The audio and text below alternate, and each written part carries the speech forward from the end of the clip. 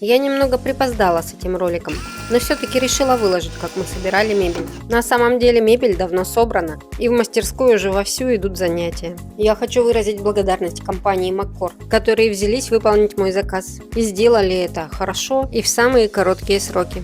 Творческая мастерская «Бумажная магия» ждет на занятия детей и взрослых. Здесь вы можете проявить свою фантазию и креативное мышление. Лучший день для творчества сегодня.